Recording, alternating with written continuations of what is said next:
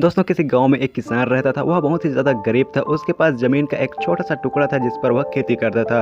उसका गुजारा अत्यंत कठिन तरीकों से होता था। एक दिन सूरज की गर्मी चरम सीमा पर थी, लेकिन किसान हमेशा की तरह खेत पर काम कर रहा था। पसीने से लथपथ किसान बुआई के लिए खेत जोत रहा था। इसी बीच खेत में खुदाई करते समय जमीन से एक बड़ा सा लकड़ी का बक्सा मिला। किसान ने सावधानी से बक्से को निकाला। पहले तो उसे समझ में नहीं आया कि बक्से का क्या करें। आखिर उसने बक्से को खेत से बाहर रख दिया। उसे साफ करके जो रोटियां वह घर से लाया था वह बक्से में रख दी और अपने काम में जुट गया। दोपहर को जब वह खाने के लिए रोटियां निकालने के लिए बक्से के पास गया तो वह हैरान रह गया। उसमें रोटियां ही रोटियां भरी हुई थी। तब किसान को पता चला कि वह जादुई बक्सा था। उसमें जो भी चीज डालो उसका 80 गुना होकर बाहर आता है। जैसे एक मूंगफली का दाना डालो तो तुरंत उसमें से 80 दाने निकल पड़ते हैं। किसान ने तृप्त होकर खाना खाया और उसके बाद किसान संतुष्ट होकर बक्से को घर ले आया। बक्सा मिलने के बाद किसान बहुत खुश था। उसे लगा कि उसके सब दुख अब दूर हो जाएंगे।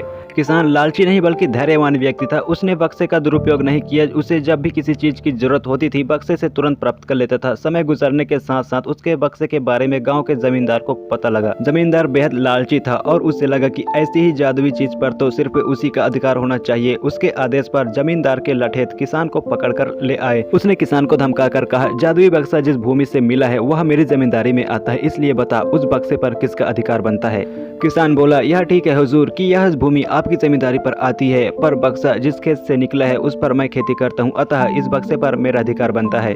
किसान गिड़गिड़ाया, लेकिन जमींदार ने बहुत धमकाया। बक्सा पाकर जमींदार बहुत खुश हुआ, मगर किसान का रो रो कर बुरा हाल था। जमींदार की अब चांदी हो गई। वह जो चाहता बक्से में डालता और उसे कई गुना पाकर खुश हो जाता। कुछ लोगों ने जादुई बक्से की खबर मंत्री जी के पास पहुंचा दी। पहले तो उसे विश्वास नहीं हुआ, फिर उसने अपने विश्वस्त सेवक को बक्से की सच्चाई परखने के लिए भेजा। वहाँ जो उसने बक्से का जो जादू देखा तो वह मंत्री के पास जाकर सारी सच्चाई बता दी। मंत्री ने जमींदार को बुलाया, फिर उसे डराते हुए कहा, हमें पता चला है कि तुम्हारे पास एक जादुई बक्सा है, उसे तुरंत हमारे हवाले कर दो। इसी जादुई बक्से को हाथ से निकलते हुए देख जमींदार की हालत खराब होने लगी। उसने मंत्री जी से बहुत विनती की, पर मंत्री नहीं माना। बक्सा पाकर तो मंत्री मतवाला हो गया। विरोधियों को यह अच्छा मौका मिल गया। उन्होंने बक्से के साथ साथ मंत्री के निकम्मेपन की खबर भी राजा तक पहुंचा दी। बक्से की बात सुनकर राजा अधीर हो उठा। वह अपने सेनापति के साथ मंत्री के घर पहुंचा। उसने कहा, देश की सारी जमीन राजा की होती है, इसलिए जादुई बक्से पर भी उसी का हक है। मंत्री ने बिना देरी किए बक्सा राजा को दे दिया। जादुई बक्से को पाकर राजा प्रसन्न हो गया। सबसे पहले राजा ने जादुई बक्से की मदद से अपने खजाने की वृद्धि की। फिर राजा को उस बक्से की सुरक्षा को लेकर चिंता हुई। राजा हर कीमत पर उस बक्से को अपने साथ रखना चाहता था।